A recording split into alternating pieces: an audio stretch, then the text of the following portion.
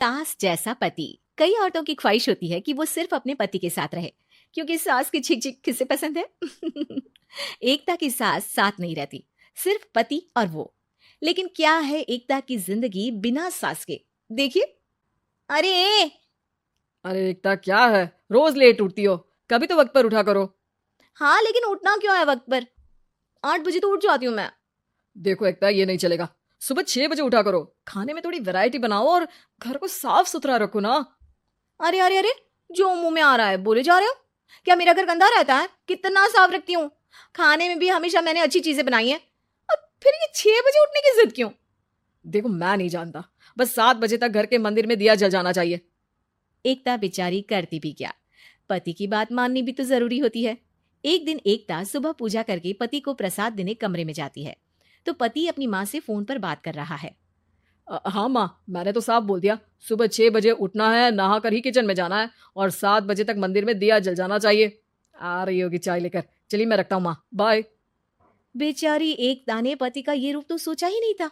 वो पति से कहती है, सुनिए, अब सारा काम हो चुका है घर पर, क्या करूं?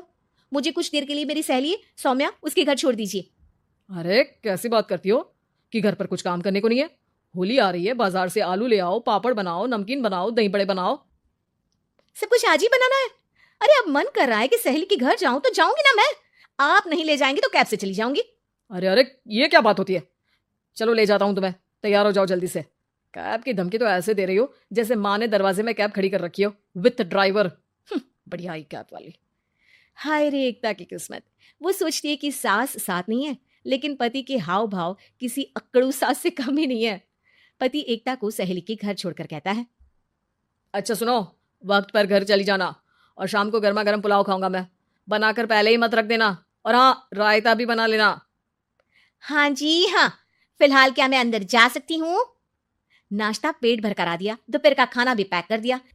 पहले जो खाया है उसे तो पचा लो, दिन का खा लो, अभी से रात के खाने की चिंता में बाल न जल जाए कहीं। पति को एकता की बात पर गुस्सा तो बहुत आता है, लेकिन ऑफिस में देरी के कारण वो कुछ नहीं कहता। एकता सहेली के पास जाती है, जहां सास बहू बैठकर गप्पे लड़ा रही होती हैं। हाय सौम्या, नमस्ते आंटी जी। अरे वाह एकता बेटा, बड़े समय बाद देखी, कैसी हो? अच्छी हूँ आंटी जी। घर का सारा काम हो गया था, बोर हो रही थी, सोचा सौम्या से मिलती चलूं। हाँ हाँ बच्चों, तुम लोग बैठकर गप्पे लड़ाओ, मैं तुम लोगों के लिए नाश्ते पानी का इंतजाम करती हूँ। सास ये बोलकर किचन में चली जाती है। अरे एकता, कैसे आना हुआ? थोड़ी परेशान सी भी लग रही है, सब ठीक तो है ना? अरे यार, कहाँ ठीक हूँ। ना सोने मिलता है, ना अपने मन का कोई काम करने मिलता है। बस सुबह 6 बजे से किचन और रात के 12 बजे तक घर का काम। मेरी तो कमर ही टूट रही है। अरे क्यों मजाक कर रही है?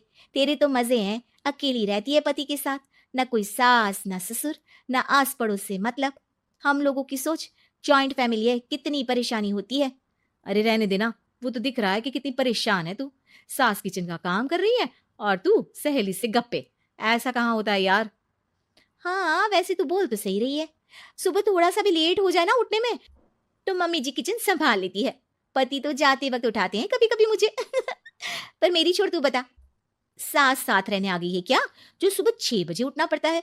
पति तो तेरा 10 बजे ऑफिस जाता है। 4 घंटा खाना बनाने में लग जाता है क्या तुझे एक लोगों का? अरे रहने देना यार, मेरा तो पति ही सास से कम नहीं है।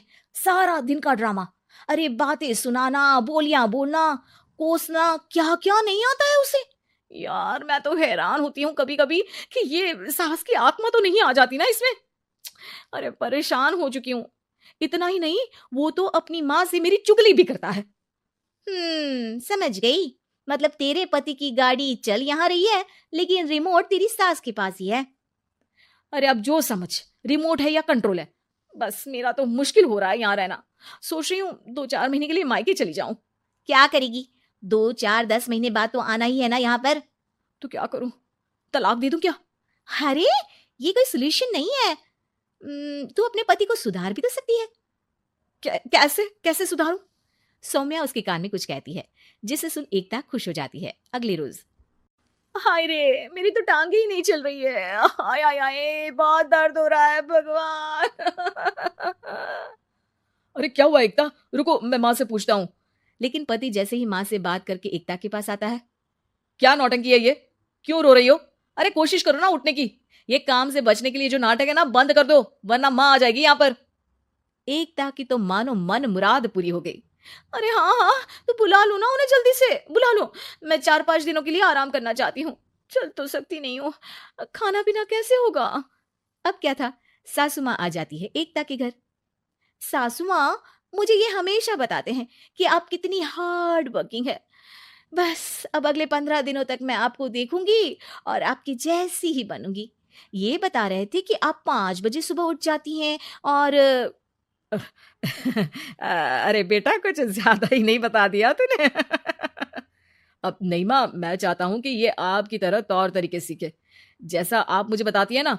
मैं तो हमेशा हॉस्टल में रहा, कभी देखा भी नहीं आपको, लेकिन मैं चाहता हूं कि एकता पूरी आपकी कॉपी बने, घर गृहस्थी आप ही की तरह संभाले। हैं? हाँ हाँ। तो अब माँ जी यही है, तो क्यों ना कल से शुरू। लेकिन अगले दिन सास 9 बजे सोकर उठती है। बेचारा बेटा बाहर से खाना मंगा कर खाता है। शाम को घर आता है तो सारा घर बिखरा रहता है। अरे माँ, ये घर इतना बिखरा क्यों है? अरे वो बेटा, आज वक्त ही नहीं मिला किचन से। सुबह का नाश्ता, दिन का खाना, अब रात को तो मेरा मन ही नहीं है कुछ बनाने का, तो बाहर से ही ले आ, या दिन का जो खाना बचा है ना वही खा लेना। ओ माँ, इससे अच्छा तो एकता घर रखती है। भले ही आराम आराम से काम करती है, लेकिन आज तक मुझे बासी खाना नहीं खिलाया। खुद तो तुम 9 बजे उठी हो, वो तो फिर भी 8 बजे उठती थी। अरे बेटा, मेरे बस की नहीं है 8 बजे उठना। वो तो ना मैं झूठ बोल रही थी। मैं तो चली अपने घर। अरे कम से कम तेरे पापा मुझे सुबह की चाय खुद तो बना कर देते हैं ना। ना जी ना, मुझे नहीं रहना अपने बेटे के पास। ये बोलकर सासू माँ चली जाती है अपने घर और एकता की लाइफ फिर से सेट हो जाती है बहुत अच्छी तरह।